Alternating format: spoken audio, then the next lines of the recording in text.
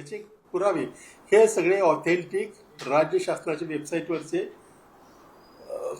महारेराच्या वेबसाईटवरचे कागदपत्र आहेत. आणि मी जे म्हटलं त्या प्रकल्पाचं नाव, त्याचा नंबर आहे P521-00144-94.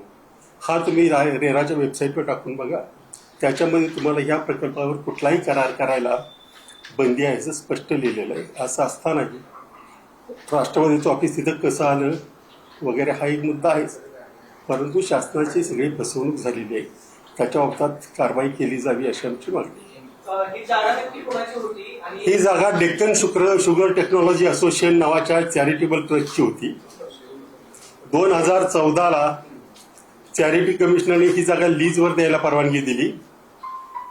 त्यानंतर या जागेचं काय डेव्हलपमेंट अग्रीमेंट किंवा डेव्हलप पालिकेच्या संमतीने झाला असेल, परंतु या जागेच्या विक्रीची परवानगी, याच्यामध्ये डेक्कन शुगर टेक्नॉलॉजीचे लोकही सामील असण्याची शक्यता दाट आहे, कारण त्यांनी याच्यापुढे काही केलंय असं मला दिसत नाही. त्यामुळे हा संगनमताने पब्लिक चॅरिटेबल ट्रस्टची जागा बळकावण्याचा हा प्रयत्न आहे असं माझं मत आहे.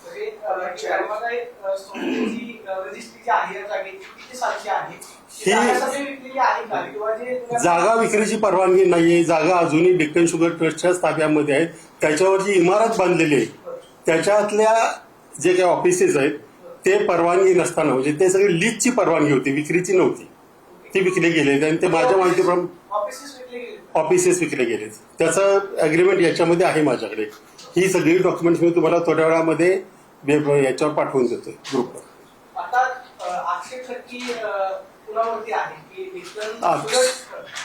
मूळ आक्षेप आहे राज्य शासन चालवण्यावर, ज्यांच्यावर ह्या सगळ्या गोष्टी थांबवण्याची, ह्या गोष्टी होऊ नये त्याची काळजी घेण्याची गरज असते, ते अजित पवार, ते राज्याचे मुख्यमंत्री.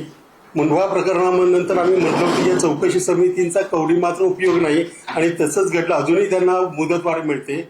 आणि मुंढवा प्रकरणानंतर आम्ही म्हणलं होतं की ज्यांनी हे केलंय त्यांनी एकच प्रकरण करून ते थांबले नसतील, अनेक केले असतील, तर त्याची चौकशी करण्याच्या ऐवजी, आणि जी डॉक्युमेंट मला अवेलेबल आहेत ती सगळी तपास यंत्रणाही आहेत, असं असतानाही त्यांनी कारवाई केली नाही. त्याच्यामुळे सगळे त्याच्यामध्ये सामील आहेत.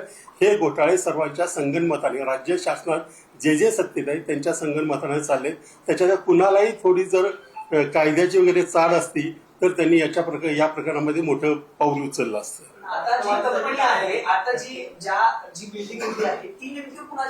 कल्पवृक्ष प्लांटेशन म्हणजे जागा डेक्कन शुगरची, परंतु इमारत मात्र कल्पवृक्ष प्लांटेशन नावाच्या कंपनीची.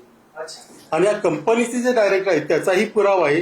ते डायरेक्टर इतर सुनेत्रा पवारांपासून सगळ्याशी संबंधित असल्याचेही पुरावे MCAच्या वेबसाईटवर सापडतात.